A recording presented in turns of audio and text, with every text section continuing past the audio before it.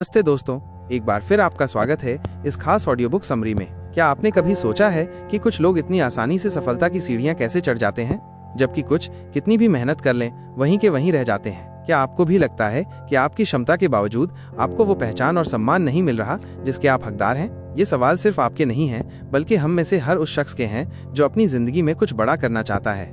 हम अक्सर सोचते हैं कि सफलता सिर्फ कड़ी मेहनत और लगन से मिलती है। ये सच है, लेकिन अधूरा सच। दुनिया में ऐसे कई और अनकहे नियम हैं जो हमें दूसरों से आगे निकलने में मदद करते हैं, या कम से कम खुद को गलत चालों से बचाने में तो जरूर सक्षम बनाते हैं। आज हम रॉबर्ट ग्रीन की कालजयी पुस्तक द 48 लॉज ऑफ पावर की गहराइयों में उतरेंगे। ये वो किताब है जो आपको सिर्फ क्या करें नहीं बताती, बल्कि क्यों करें और कैसे करें की पूरी समझ देती है। ये उन लोगों की कहानियों से भरी है जिन्होंने इतिहास में महान शक्तियाँ हासिल की, और उन लोगों की भी जिन्होंने अपनी गलतियों से सब कुछ खो दिया। तो क्या आप तैयार हैं अपने सोचने के तरीके को बदलने के लिए? क्या आप तैयार हैं उन अदृश्य धागों को समझने के लिए जो शक्ति और प्रभाव के खेल को बुनते हैं? 1. कभी भी अपने गुरु या बॉस से बेहतर दिखने की कोशिश न करें।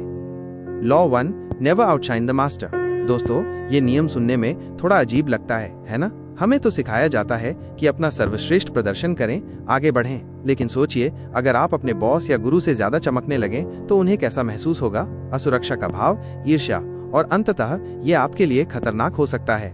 एक छोटा सा किस्सा देखिए। पुराने समय में दरबार में एक नया कलाकार आता है। वो इतना प्रतिभावान है कि राजा उसके काम को देखकर अपने पुराने गुरु कलाकारों को भूलने लगते हैं। नया कलाकार सोचता है कि उसने राजा को प्रभावित कर दिया है, लेकिन धीरे धीरे पुराने कलाकार उससे ईर्ष्या करने लगते हैं और राजा के मन में उसके खिलाफ जहर घोलने लगते हैं। नतीजा, राजा नए कलाकार को दरकिनार कर देता है, क्योंकि वो अपने पुराने वफादार कलाकारों को नाराज नहीं करना चाहता।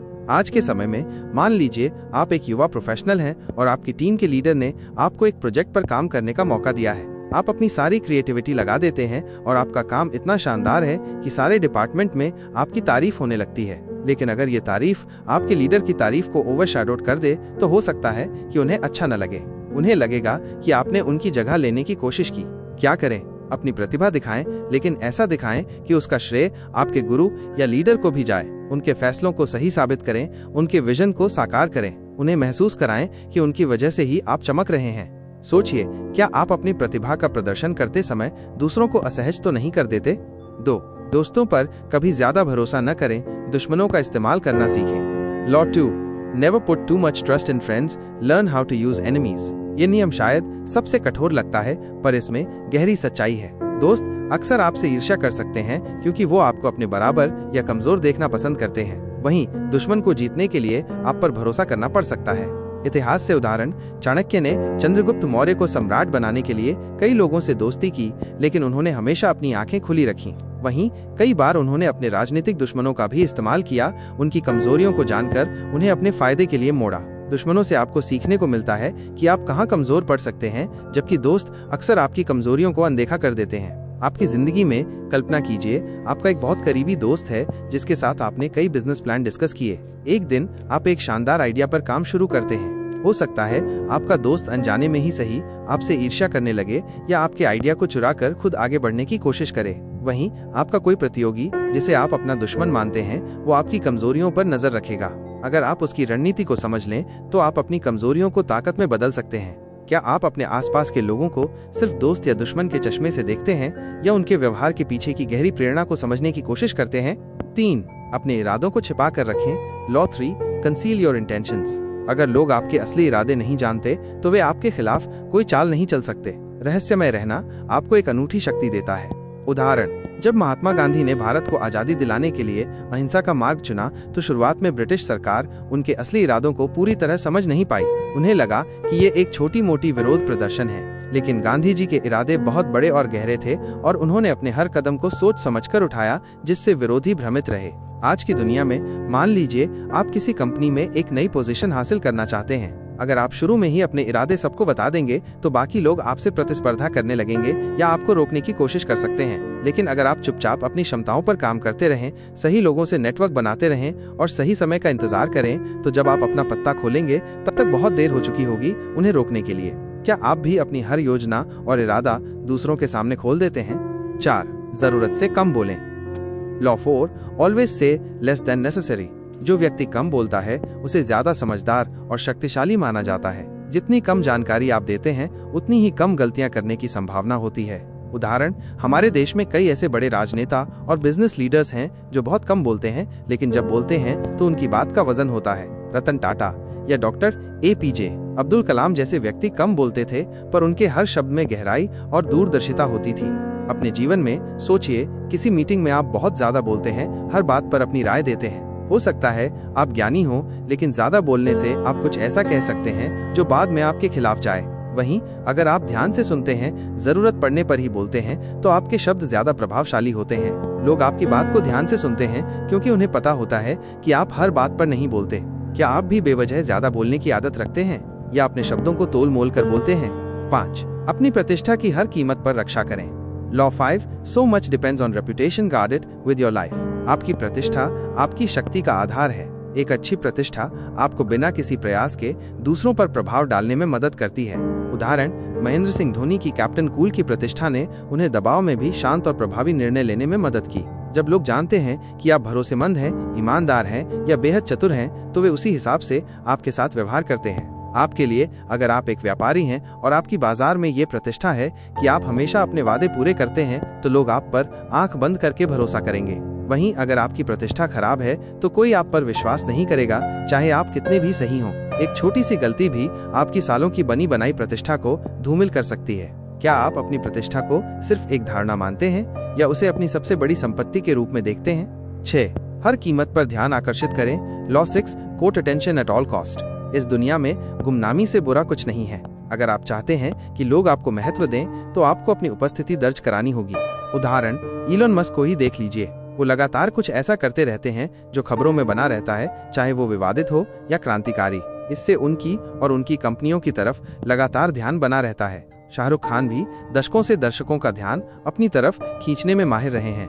आपका संदर्भ, अगर आप एक स्टार्टअप चला रहे हैं तो सिर्फ अच्छा प्रोडक्ट बनाने से काम नहीं चलेगा। आपको अपने प्रोडक्ट और अपनी कंपनी को लोगों की नजरों में लाना होगा। सोशल मीडिया पर एक्टिव रहें, नए आइडियाज के साथ सामने आएं, कुछ ऐसा करें जो आपको भीड़ से अलग बनाए। क्या आप भी इस बात को स्वीकार करते हैं कि इस शोरगुल वाली दुनिया में ध्यान आकर्षित करना कितना जरूरी है?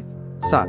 दूसरों से काम करवाएं, पर हमेशा श्रेय खुद लें। Law 7, get others to do the work for you but always take the credit. यह नियम सुनने में थोड़ा स्वार्थी लग सकता है, लेकिन यह बताता है कि कैसे स्मार्ट लोग अपने आसपास की प्रतिभा का अधिकतम उपयोग करते हैं। इसका मतलब ये नहीं कि आप दूसरों का शोषण करें, बल्कि ये है कि आप एक प्रभावी लीडर बने जो टीम की सफलता का श्रेय ले सकें। उदाहरण, इतिहास में कई सम्राटों ने जो खुद युद्ध के मैदान में नहीं उतरते थे, लेकिन सेनापतियों और सैनिकों की जीत का श्रेय लेकर अपनी महिमा बढ़ाई। आज भी कई बड़े CEO अपनी टीमों की मेहनत से मिली सफलता का चेहरा बनते हैं। यह उनकी नेतृत्व क्षमता को दर्शाता है। आपकी स्थिति, मान लीजिए आप एक प्रोजेक्ट मैनेजर हैं। आपकी टीम के सदस्यों ने दिन रात एक करके एक बेहतरीन प्रेजेंटेशन तैयार की। जब आप इसे अपने सीनियर्स के सामने पेश करते हैं, तो आप अपनी टीम की मेहनत का जिक्र जरूर करें, लेकिन अंततः ये आपकी लीडरशिप और विजन को ही दर्शाता है कि आपने ऐसी टीम तैयार की और उन्हें सही दिशा दी। ये आपकी प्रतिष्ठा को बढ़ाता है। क्या आप दूसरों की मेहनत को सम्मान देते हुए खुद को एक प्रभावी लीडर के रूप में प्रस्तुत कर पाते हैं? 8. लोगों को अपने पास आने दें। Law 8, make other people come to you, use bait if necessary. जब लोग आपके पास आते हैं तो आप नियंत्रण में होते हैं। उन्हें अपनी चाल चलने के लिए मजबूर करें और आप हमेशा एक कदम आगे रहेंगे। उदाहरण, एप्पल ने अपने प्रोडक्ट्स को इतना आकर्षक बनाया कि लोग खुद घंटों लाइन में लगकर उन्हें खरीदने आते हैं। उन्हें किसी को मनाने की जरूरत नहीं पड़ती। या सोचिए, जब कोई व्यक्ति किसी समस्या में होता है और उसे आपकी मदद की जरूरत होती है, तो उस समय आपकी स्थिति मजबूत होती है। अपने जीवन में अगर आप किसी से कोई फेवर चाहते हैं, तो सीधे मांगने की बजाय कोई ऐसा माहौल बनाएं या ऐसा संकेत दें कि उन्हें लगे कि आप उनके लिए उपयोगी हो सकते हैं। इससे वे खुद आपके पास आएंगे और तब आप अपनी शर्तों पर बात कर पाएंगे। क्या आप हमेशा दूसरों के पीछे भागते हैं या अपनी स्थिति को इतना मजबूत बनाते हैं कि लोग आपके पास आएं? 9. अपने कामों से जीतें, दलीलों से नहीं। Law 9, win through your actions, never through argument. शब्द अक्सर लोगों को नाराज करते हैं और आपकी कमजोरी दिखाते हैं। अपने काम को बोलने दें, यह सबसे शक्तिशाली दलील है। उदाहरण, जब इसरो ISRO ने मंगलयान मिशन को पहले ही प्रयास में सफल किया, तो उन्हें दुनिया को अपनी क्षमता साबित करने के लिए कोई भाषण नहीं देना पड़ा। उनके काम ने खुद ही दुनिया को बता दिया कि भारत क्या कर सकता है। क्रिकेट में कोई खिलाड़ी अपनी बल्लेबाजी से मैच जिताता है, न कि मैदान पर बहस करके।